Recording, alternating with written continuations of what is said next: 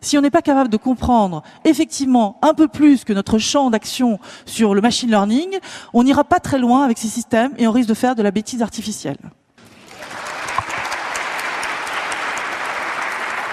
Pour compléter ce que vous venez de dire, effectivement, aucune machine n'est capable de modéliser des émotions, pas plus qu'elle n'a accès finalement au signifié. On en revient à ce que nous disions tout à l'heure. Néanmoins, aujourd'hui, on est capable de conduire une machine à reconnaître des émotions, puisque... C'est mon domaine. Donc je vous dis, on est capable de reconnaître l'expressivité de quelqu'un, soit sur facial, soit des gestes, soit de la voix, sur des émotions extrêmement singulières. J'en ai marre, par exemple. Voilà, ça va reconnaître la machine. Mais si vous dites un truc genre ironique ou je ne sais quoi, la machine ne comprend rien. Elle va comprendre des extrêmes de tristesse, de dépression. Et ça dépend encore une fois des données qu'on a utilisées et qu'on a mis à manger dans la machine. Les machines actuellement qui ne comprennent pas les émotions, elles détectent une expressivité dans le comportement des gens, que ce soit dans leur voix, par la prosodie, qui est mon domaine, c'est-à-dire les modulations du timbre de la voix, du rythme de la voix et de l'énergie qu'on met. Et on fait du deep learning là-dessus, ça marche plutôt pas génialement bien encore. Et voilà, on a des prédictions qui sont à 70% sur 4 émotions. Alors, je sais pas si ça veut dire je détecte bien les émotions. D'accord ? Donc il y a tout un champ autour de ça économique qui nous laisse à penser que ça pourrait être ci ou ça. Méfions-nous. Ça détecte pas bien. Par contre, elles savent très bien synthétiser. C'est plus facile. Ça a toujours été la même chose. La synthèse de la parole est plus facile que la reconnaissance de la parole. Et donc ces machines sont capables de dire « Oh là là, vous êtes formidable, je vous aime, je suis triste pour toi ». Tout ça c'est du bluff parce que la machine ne ressent rien. Elle ne fait que répéter des choses qu'on lui a dit ou alors elle les joue au moment où elle détecte quelque chose chez vous. Voilà. Ça, je sais très bien faire. C'est pour ça que je suis sortie de mon labo. On faisait ça pour essayer de faire des assistants pour les personnes dépendantes. Moi, j'ai toujours dit, c'est absolument utile, mais maîtrisons le cadre de ces genres de recherche. Voilà. L'interaction humain-machine, on projette dessus. Les technologies qu'on intègre sont assez limitées et il ne faut pas faire un bluff autour de ça. Pour continuer dans la projection, puisqu'on a bien compris aujourd'hui que l'IA forte, ça n'est pas pour demain, ni même vraisemblablement pour après-demain, on va réduire un peu l'espace de projection. Est-ce que ce qui arrive, ce qui est en cours, c'est l'apprentissage non supervisé? On a dit tout au long de cette table ronde que l'intelligence artificielle était très forte sur des domaines très ponctuels, très précis.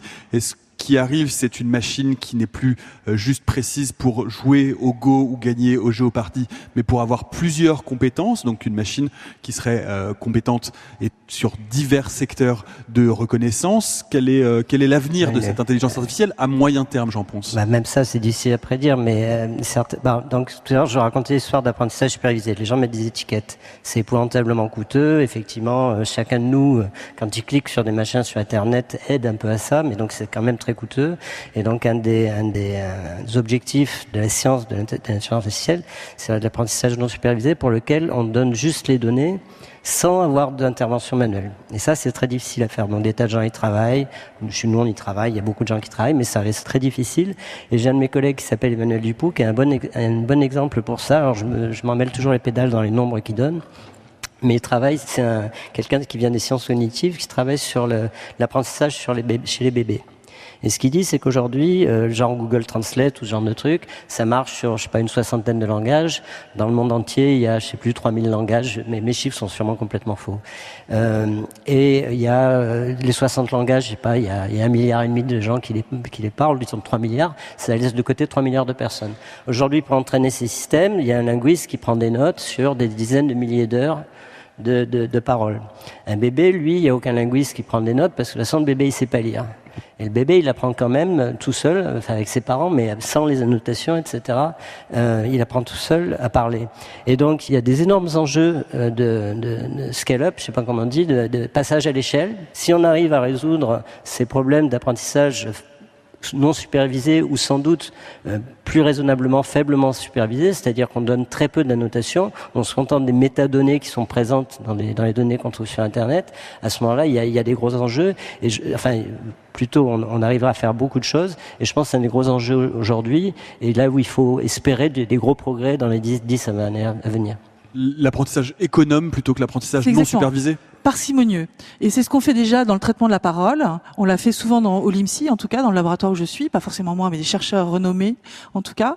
Et c'est vrai qu'on a pu montrer qu'il suffisait d'étiqueter très finement quelques heures de discours et que on arrivait à des performances comparables si prenez 20 heures, par exemple, de discours, vous faites une intonation très fine et vous créez un système, et bien après, vous prenez 1 heure de très bien décrit, et puis vous prenez, par contre, 4000 heures de discours, et bien vous pouvez arriver aux mêmes performances. Donc, le passage à l'échelle est possible. La parcimonie dans l'apprentissage, c'est ce qu'on recherche tous, les chercheurs. Après, ce qu'il faut comprendre, c'est qu'on n'arrivera jamais à faire un système parfait. Il répondra pas à tout. Il y aura toujours ce pourcentage qui fait qu'on ne sera pas à 100%. Donc là, on crée des systèmes qui ne sont jamais fiables à 100%. Il faut comprendre ce genre de choses et puis capable de les utiliser à bon escient. C'est-à-dire qu'on va pas mettre notre sécurité en jeu si c'est ça, sauf que, je reviens là sur ce que vous avez dit au début, la voiture autonome, eh ben effectivement, il y a moins de morts. Si vous regardez les chiffres de mortalité quand ce sont des humains qui conduisent, c'est beaucoup plus élevé. Donc le risque zéro n'existe pas, mais si on descend de 100 les morts sur la route, pourquoi pas utiliser des machines autonomes ? Un mot pour conclure, Benjamin Bayart, est-ce que effectivement on arrive à cet objectif qui est que de ne plus avoir une extrême performance dans l'apprentissage très pointu, mais s'approcher vers ce que disait Jean Pons, c'est-à-dire l'apprentissage d'un enfant, c'est-à-dire un apprentissage progressif dans plusieurs secteurs. Est-ce qu'on Alors sur l'état de l'art dans le domaine de l'apprentissage dans l'intelligence artificielle, c'est plutôt Jean Pons et Isabelle de Villers à qui il faut demander.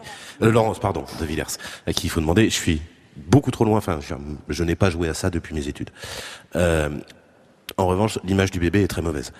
Parce qu'en fait, un bébé apprend parce qu'il aime sa mère, parce qu'il aime son père. Et donc, vous pouvez pas supposer que l'ordinateur va apprendre parce qu'il vous aime, ça supposerait qu'il vous aime, ça supposerait qu'il ait une émotion. Il apprend peut-être un tout petit peu pour survivre aussi. Oui, mais ça suppose qu'il ait un conatus, ce que l'ordinateur n'a pas. Donc, l'image est pas la bonne. C'est ce qu'on essaye de faire, c'est quelque chose qui pourrait ressembler, peut-être un petit peu vu de loin par temps de brouillard. C'est-à-dire comment apprendre un langage sans qu'on vous l'explique par un formalisme très complexe et des milliards d'exemples et des centaines de milliards d'essais et d'erreurs. Mais ça ne sera pas la façon dont un bébé apprend. La façon dont un bébé apprend, c'est exactement ce que je disais tout à l'heure, où on trouve un problème dont on se dit, tiens, ça c'est un signe d'intelligence, on va le faire par un ordinateur, et à la fin, on a toujours un ordinateur con, mais qui sait résoudre ce problème-là. Je veux dire, conduire une voiture, si vous aviez demandé à ma grand-mère, il fallait être humain pour ça, on va réussir à le faire à un ordinateur beaucoup mieux que nous. Je veux dire, les voitures autonomes aujourd'hui sont déjà meilleures que nos conducteurs, mais ces voitures sont parfaitement idiotes et sont incapables de comprendre un jeu de mots le plus débile possible. Laurence de Villers, en un mot? Oui, juste pour imaginer ça, il y a un roboticien qui est formidable, qui travaille à l'INRIA, qui fait un robot qui fait des crêpes. Faire des crêpes, on sait tous que c'est pas super facile. Juste pour vous donner l'exemple de ce qu'il fait, et il apprend automatiquement à faire des crêpes. Donc, on lui met une crêpe en plastique, sinon elle le mettrait partout, et il essaye de la faire sauter, elle tombe, jusqu'à un certain temps où, paf, la crêpe, elle saute tout le temps. Tac, tac, tac. L'humain à côté, il a fait peut-être chuter une fois, mais la deuxième fois, il l'a fait. Vous changez la grosseur de la taille de la crêpe, vous la remettez dans la poêle, le pauvre robot, il recommence. C'est laborieux, l'apprentissage d'un robot. C'est de la créativité laborieuse. Il va recommencer ça un certain temps, et puis il va retrouver le bon moment, le bon mouvement pour faire sa crêpe. C'est vraiment ça l'apprentissage des machines. C'est un apprentissage laborieux qui n'a rien d'instinctif, sans sens commun, sans compréhension, rien à voir avec un enfant. Eh bien voilà, ce sera la fin et vous voyez qu'on peut conclure une émission ou un tour de table d'une table ronde scientifique en se disant que tout est rendu possible grâce à l'amour. Merci beaucoup Benjamin Bayart. Merci à vous trois.